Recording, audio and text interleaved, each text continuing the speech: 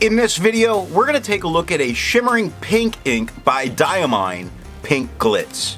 Now, as always, there's timestamps down below so you can skip around, but if you've got the time, I'd appreciate you checking out the entire video. Also, down in the description is a link to the pink ink playlist, so if you wanted to see more of them, you could find that there. I'm an ink guy, and let's get into the first writing sample done on 90 GSM Clairfontaine. No bleeding, no ghosting. Glad I got some of that lighting figured out. We have no feather, spread, halo sheen, no shading in the stub. We do see shading occur in the extra fine and in the medium. Now, often you're going to get pretty decent shimmer in here, and the lighting's just adjusted so that we're not seeing it. The extra fine took 6 seconds to dry while the medium took 9. Some of the tone change you're seeing has got more to do with the glitter than anything else. Now the extra fine and the medium are the same tone. The stub looks darker on camera than it is in person. Scrubby for both show not a lot of color variation, but it is definitely there in the writing, and the smear test you could definitely recover if you smeared while you were writing. To have a range of experience with this ink, all of the writing samples are done with a Jinhao 159 with a 1.1 stub, a Jinhao X450 with a medium, and a Jinhao X750 with an extra fine. Then a Noodler's Neponset with a music nib was inked up, used for day, and used to take the notes for this video. The next writing sample is done on 52 GSM Tomoe River. No bleeding, no real ghosting. Not too bad for this paper. We get no feather, spread, halo sheen. We do see some shading in the extra fine. Not so much in the medium, not so much in the stub. The extra fine is lighter than the medium, and the medium is about the same tone as the stub. Extra fine took 10 seconds to dry, and the medium took 19. Scrubby for both show us no real color variation. We're not getting it in the writing, and a smear test you could not recover if you smeared while you were writing. I agree with Vita. There's a lot to learn by doing multiple chromatographies. The one on the left is done the way it's supposed to be done. A line of ink is put down, and then it's put in the water for 10 to 15 seconds. And we see the line of glitter that's there where the ink went down, but the rest of it is really moving up, away, and gathering at the top, which shows it's probably not going to be very resistant. But then the one on the right that's allowed to dry for 10 minutes. The ink is moving much slower and bonding as it's moving. It's actually a fairly uniform tone until it gathers at the top where it's much darker, actually suggesting there might be a little bit of resistance for this ink. The next writing sample is done on 80 GSM Rhodia dot pad. No bleeding, no ghosting. We get no feather, spread, halo sheen, no shade in the stub, slight shading in the extra fine, and a little bit of shading in the medium. Now the extra fine and medium are the same tone, both a little bit lighter than the stub. Extra fine took 8 seconds to dry, and the medium took 14. Scrubby for both show a tiny bit of color variation, which is what we're getting in the writing, and the smear test you could probably recover if you smeared while you were writing. Resistance tests are done to see how this ink could be expected to perform on the page, and more importantly, how hard it may be to clean from your pen. The smear is allowed to dry for 3 days before testing it. Looking at the highlighter, it actually handles itself very well, saying you could use it in a note-taking situation if you needed to go back and highlight without any real difficulty.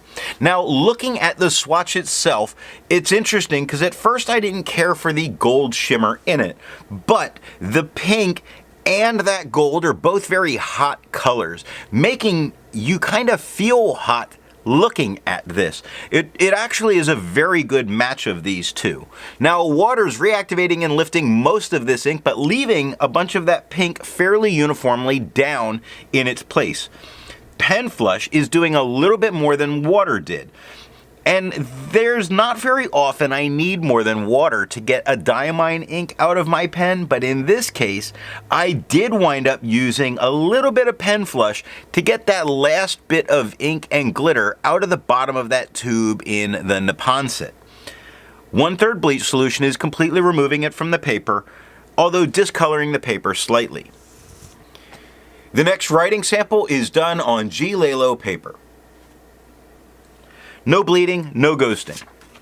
We get no feather, spread, halo sheen. We get no shading in the stub, few spots of shading in the extra fine, better shading in the medium. Extra fine and medium are about the same tone, just a little bit lighter than the stub. The extra fine took 6 seconds to dry and the medium took 8. Scrubby for both are showing no color variation, although we get a few darker spots within the writing. And the smear test, you could not recover if you smeared while you were writing.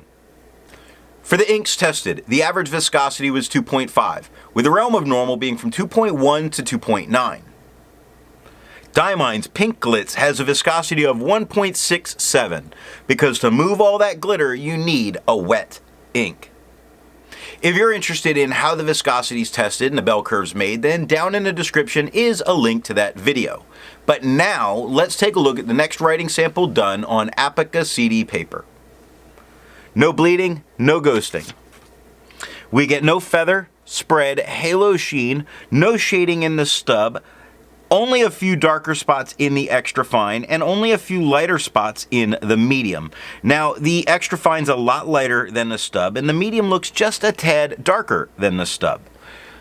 Extra fine took 6 seconds to dry, and the medium took 8. The scrubby for both do show some color variation, and we do get it in the writing. Smear test, you could recover if you smeared while you were writing. For the inks tested, the average dry time was 17 seconds, and the realm of normal was 13 to 21 seconds. Diamine's Pink Glitz has an average dry time of 11 seconds, meaning it dries a little bit faster than normal. The last writing sample is done on Franklin Christoph paper. No bleeding, no ghosting.